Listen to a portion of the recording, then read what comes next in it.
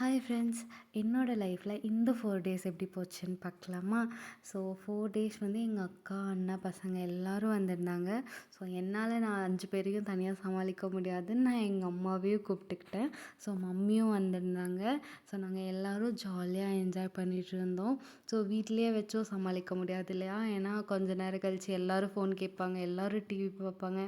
So அப்படி ஏதாவது அடிச்சுப்பாங்கன்னு சொல்லிட்டு நாங்கள் அப்பப்போ வெளியவும் கூட்டிகிட்டு போயிட்டோம்.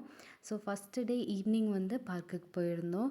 போயிட்டு அதுக்கப்புறம் பாப்கார்ன்லாம் வாங்கி சாப்பிட்டு திருப்பி வீட்டுக்கு போகிறதுக்கே 8:00 கிட்ட ஆயிடுச்சு. ஸோ அதுக்கப்புறம் சாப்பிட்டு படுத்துங்கவே டைம் கரெக்டாக இருந்தது. ஸோ அதுக்கு அடுத்த நாள் வந்து எங்கள் அண்ணி வீட்டுக்கு கூட்டிகிட்டு போயிருந்தோம் பாப்பாங்க எல்லாரையும். ஸோ அவங்க அங்கேயும் செம்மையாக என்ஜாய் பண்ணாங்க.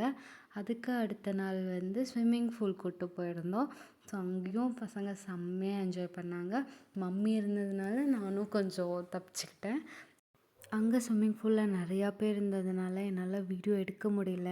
பிகாஸ் அவங்க ப்ரைவசியையும் நம்ம டிஸ்டர்ப் பண்ணக்கூடாது இல்லையா? அதனால் நான் அங்கே வந்து வீடியோ ஸ்கிப் பண்ணிட்டேன். பட் நான் எடுத்தேன், பட் போடலை. குட்டி கொண்டையை பார்த்துட்டு எல்லோரும் எப்படி இருக்குன்னு கண்டிப்பாக கமெண்ட் பண்ணுங்கள். அழகாக இருந்தது, அதனால தான் வீடியோ எடுத்தேன். அதுக்கப்புறம் ஸ்விம்மிங் பூல் போயிட்டு வந்து எல்லோரும் ஒரே தூக்கம், அப்படியே அடித்து போட்ட மாதிரி தூங்கிட்டு இருந்தாங்க. அதுக்கடுத்து அவ்வளோதான். நெக்ஸ்ட் டே அவங்க மம்மி வந்துட்டாங்க. ஸோ அதனால் எல்லோரும் கிளம்பிட்டாங்க. அக்கா வந்து எல்லோரையும் கூட்டிகிட்டு போயிட்டாங்க. ஸோ அவங்களோட சம்மர் வெக்கேஷன் இங்கே செம்மையாக போச்சு. உங்களோட சம்மர் வெக்கேஷன் எப்படி போயிட்டுருக்கு, எப்படி என்ஜாய் பண்ணுறீங்கன்னு கண்டிப்பாக கமெண்ட் பண்ணுங்கள். பாய் ஃப்ரெண்ட்ஸ், நம்ம இன்னொரு வீடியோவில் மீட் பண்ணலாம். மறக்காமல் சேனலை சப்ஸ்கிரைப் பண்ணிக்கோங்க.